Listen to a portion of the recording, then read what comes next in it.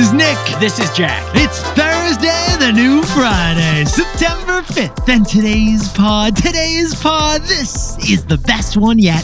Feels like a T-Boy. The top 3 pop-biz news stories you need to know today. I mean, Jack, I don't want to spoil the surprise, but fun announcement coming up in our intro pretty soon. Live show announcement coming up in our intro pretty soon. 3 stories on today's show. What do we got on the pod, Jack? For our first story, the NFL season kicks off tonight. You got the Kansas City Chiefs versus the Baltimore Ravens. I don't know if T-Swift is going to be there. But Jack and I found the 3 business themes of this year's football season. Private equity, Fridays, and Brazil. For our second story, J.Crew is relaunching their iconic physical catalog after 7 years. Pause the pod, Jack. It's a magazine. It's a magazine, not a catalog. Well, this preppy brand has made a $3 billion comeback that we want to tell you about. J.Crew is back, baby. And our third and final story. One former OpenAI executive has launched his own AI startup and just raised $1 billion for it. Because just like OpenAI, this tiny startup has a dragon. But Yetis, before we hit that wonderful mix of stories. Fantastic mix of stories. Love the mix, Jack. We've noticed there's one type of question we get from you more than any other type of question. It's questions about money. Personal money, investing money, money. Double-digit latte money. Did I spend too much on that latte? Yes, I did. Let's dedicate an entire episode of our show to your money. And we are doing that episode live. With a studio audience. In Seattle, baby. Call Nirvana because we're coming to the Pacific Northwest. We partnered up with Audible, the audio app, to make this special episode happen. This special episode is a hotline episode, taking your calls live, all about personal finance. What kind of questions are we going to be asking from the Eddies, Jack? Do I need a 401k and how much money should I give to it? Should I buy or should I rent? Is a pet prenup really necessary? Hey, Sparky, bark twice if you want in on the will. But we didn't stop there for this special episode of T-Boy Hotline. No, we did not, because we also got a special guest for this special show. And this special guest knows more about money than Alexander Hamilton did. So together, we're going to tackle your questions about personal finance live in lovely Seattle. So if you're in the Seattle area on September 26th, we want to see you. The tickets are live too. Starting today, just click the link in the episode description. It's our T-Boy Hotline live show on money. And it's live in Seattle with a special guest. So Yetis, in this episode, if you're there, we're going to CYA. Cover your assets. Link in the episode description. Get your tickets now. Nick, let's hit our 3 stories. Razzle dazzle in Seattle, Jack. Let's hit it, baby. 15 years before this song, 2 boys from the Northeast met in the dorm. They had an idea that caused a cultural storm. It's the best one yet, but the best is the norm. Jack, Nick, that's it. I don't even think they need to practice. 50%, that's a fat tip. T-Boy City on your at-list. If you know, you know, cause we ready to go. We can't wait no more, so just start the show. Start the show. For our first story, the NFL season kicks off tonight. A playoff rematch between the Chiefs and the Ravens. We found the 3 themes of this year's NFL season: private equity, Fridays, and Brazil.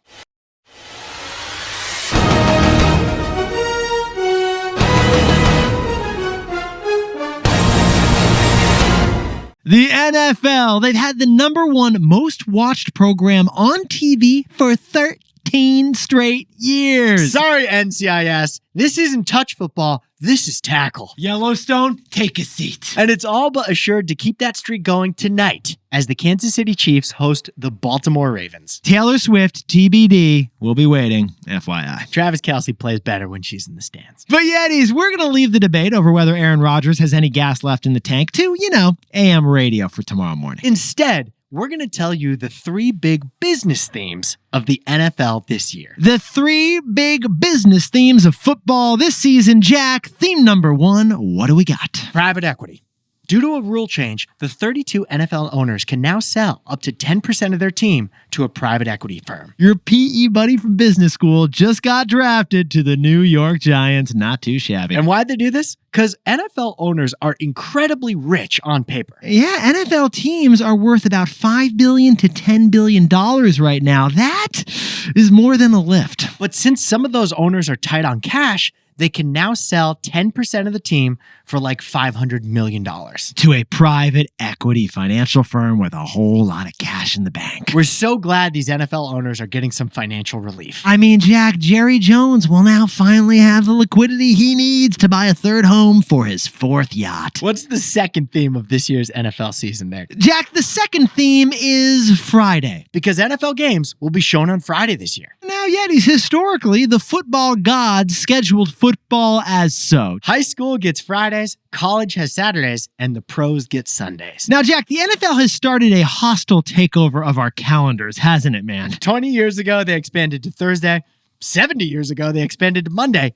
But this season, they're expanding to Friday. For the first time ever, 3 Friday games are going to happen this season. It's going to mess with some high school date nights. It's going to mess with some adult date nights too, Jack. There's going to be a Friday game on Black Friday, the day after Thanksgiving. On Amazon Prime. There's going to be a Friday game on Christmas Day this year. On Netflix. And there's going to be a Friday game tomorrow. The real Friday. Tomorrow, on Friday, the NFL will play their first ever game in Brazil. Jack, there's going to be feijoada, there's going to be caipirinhas, there's going to be a whole lot of muito obrigado in Copacabana, but this actually leads to our third theme, which happens to be our takeaway. So, Jack, what's the takeaway for our buddies over at the NFL? America is exporting American football.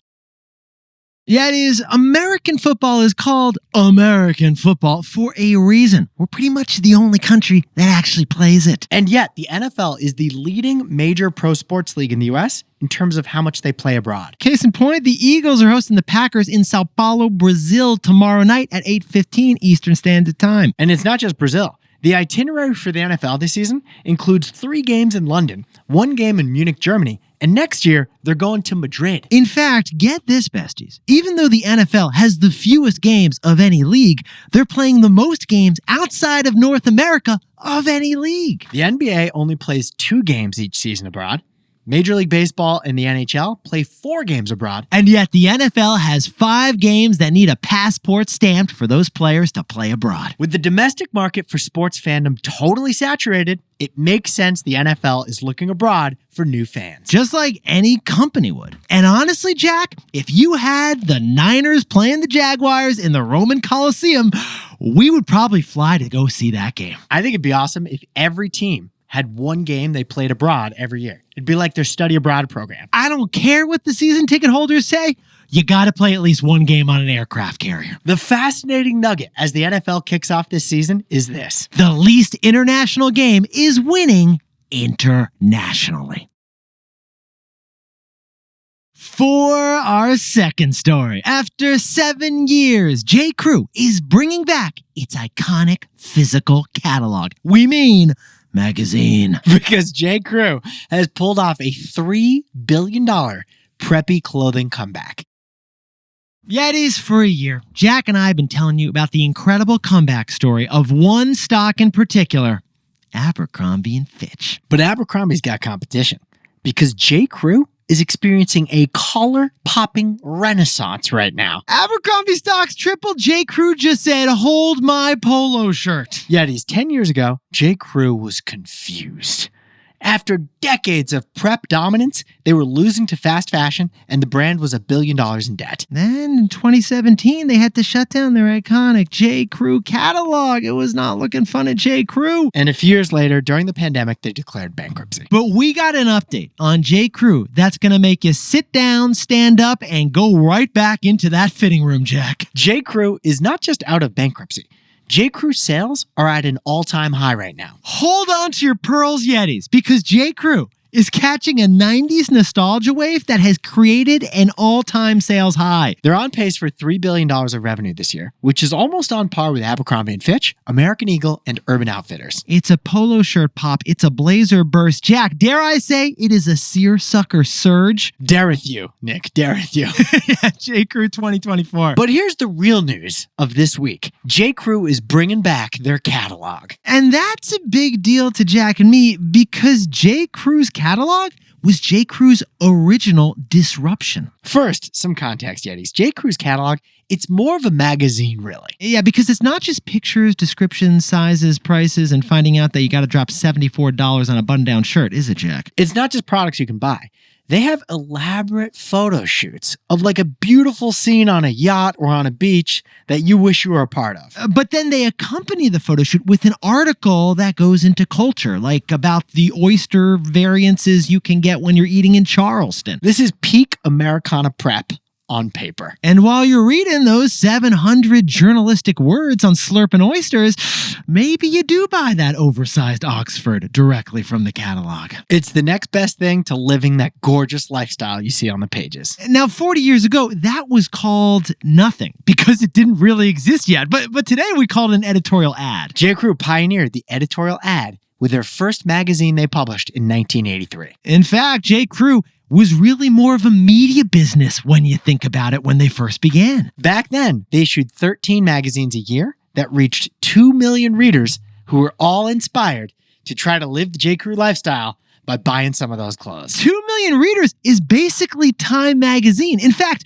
J.Crew didn't even have a store for their first decade, did they, Jack? They were just a magazine, and you ordered through mail-in orders. Well, now, after a 7-year absence, despite the fact that I'm actually still wearing slim fit J.Crew khakis right now, Jack, J.Crew is bringing back that magazine for this fall season. Yep, on the cover is Demi Moore, who they interview in the magazine. They shoot the photographs on physical film, and she's wearing an oversized cable knit sweater that you can buy on page 71. Jack, it's giving Dawson's Creek vibes. And I'm here for it. So Mickey Drexler, what's the takeaway for our buddies over at J.Crew? J.Crew is flexing their brand archaeology.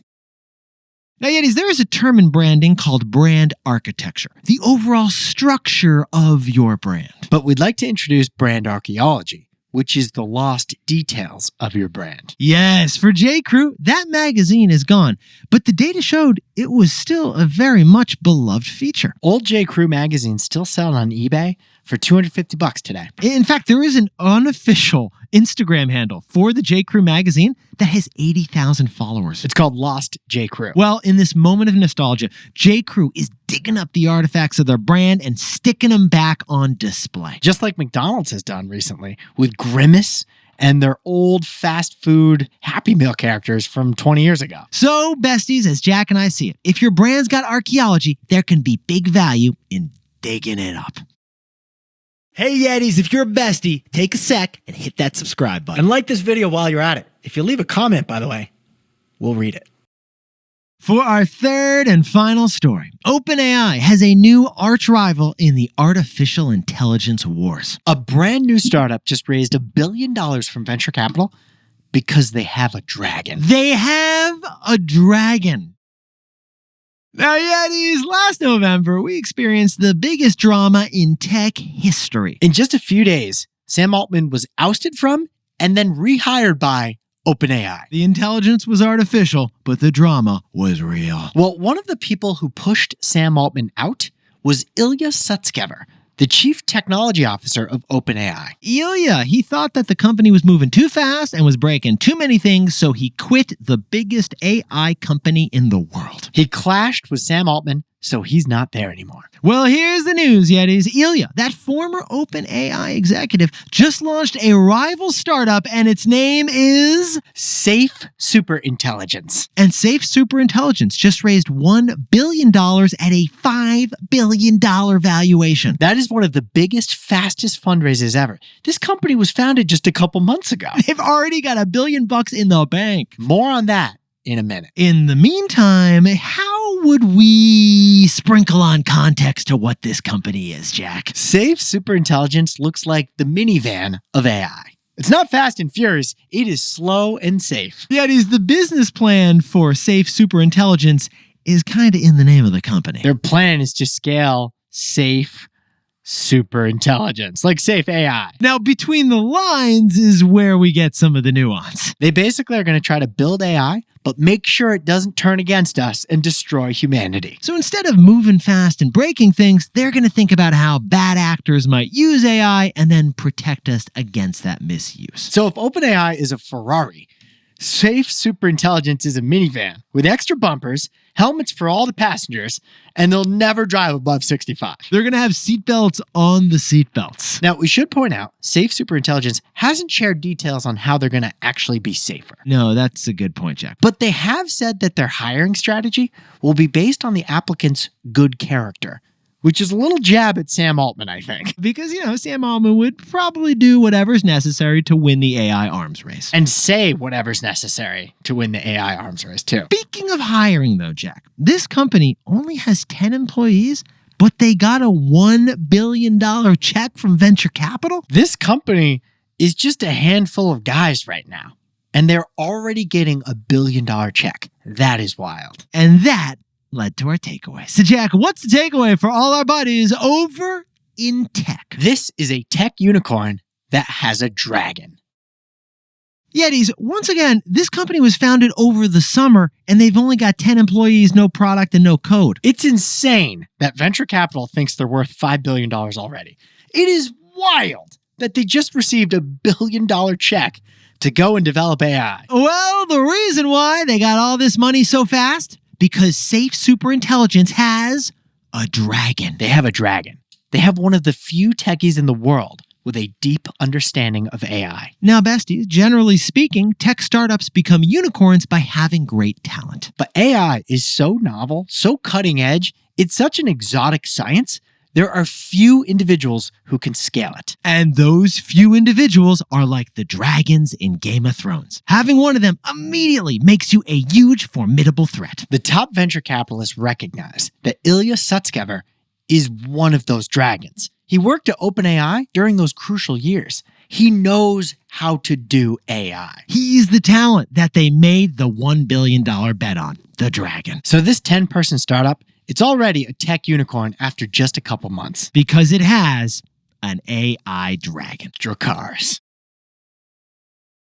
Jack, can you and that J.Crew cardigan whip up the takeaways for us over there? I gotta say, Demi Moore's cable knit sweater looks so cozy. Oh, good. So good. Nick, if you're thinking about my Christmas present, I know. I'll have what Demi's having.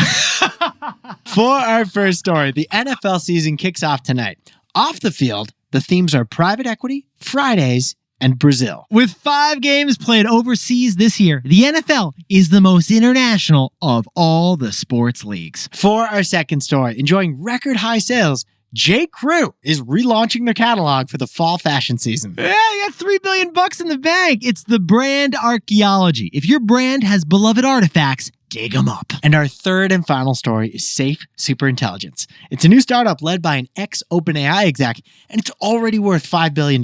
They're a tech unicorn because in the war for AI talent, there be dragons.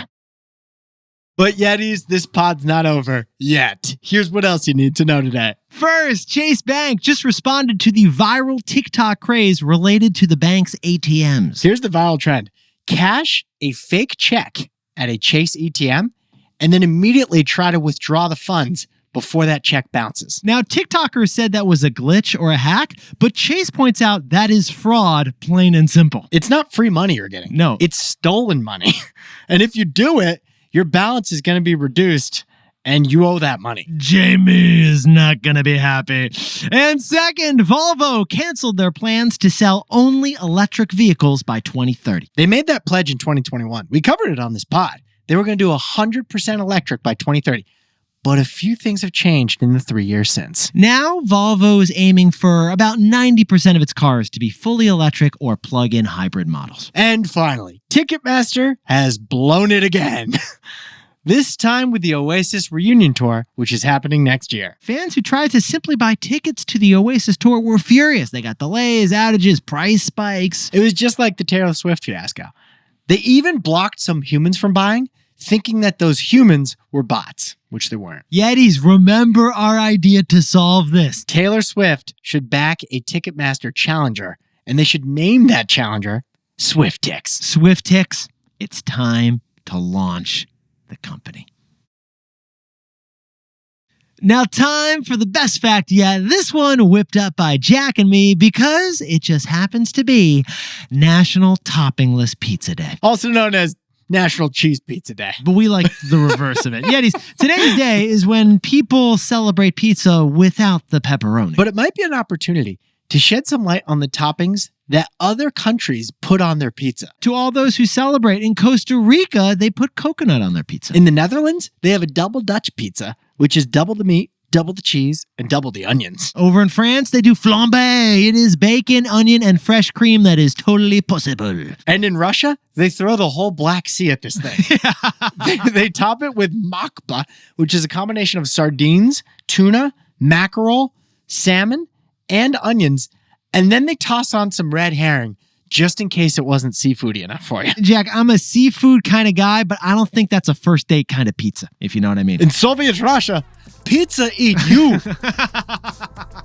Yetis, you look fantastic today. But you'd look even more fantastic if we get to see you in person on Thursday, September 26th in lovely Seattle. Our special guest isn't Macklemore, but it's someone from Seattle, and they're fantastic. Ken Griffey Jr., if you'd like to be in attendance, we'd love to have you. Gary Payton is the understudy, by the way. It's our TBOY Hotline live show, and tickets are available starting today. You got the link in the episode description. We hope to see you there. Jack and I would love to see you there.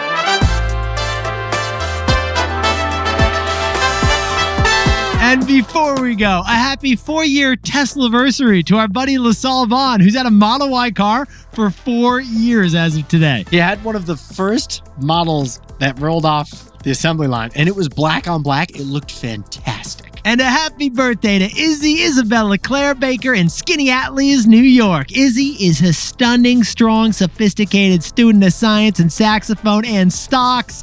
We ran out of S words, Izzy. Happy birthday, Izzy. And Cody Belland is celebrating a birthday over in the Berkshires of Massachusetts, which are kind of far, but just outside Boston. It's like a 4-hour drive from Boston. And enjoying the first day as a tax law professor. And to anyone else who's celebrating something today, make it a T-Boy. Celebrate the wins. This is Jack. I own stock of Abercrombie & Fitch, Amazon, and Netflix. And fun fact, Nick only wears J.Crew boxers, still to this day. Are you going to fact check me, Nick, or is that still true? Jack, I'm not kidding. I'm literally wearing Pelicans. Nick, we've been roommates multiple times in multiple true. apartments. I know your boxer brand. No shame. 10 years running, man. Actually, 20 years running. Buy 100 pairs, get 1,000 pairs free, apparently.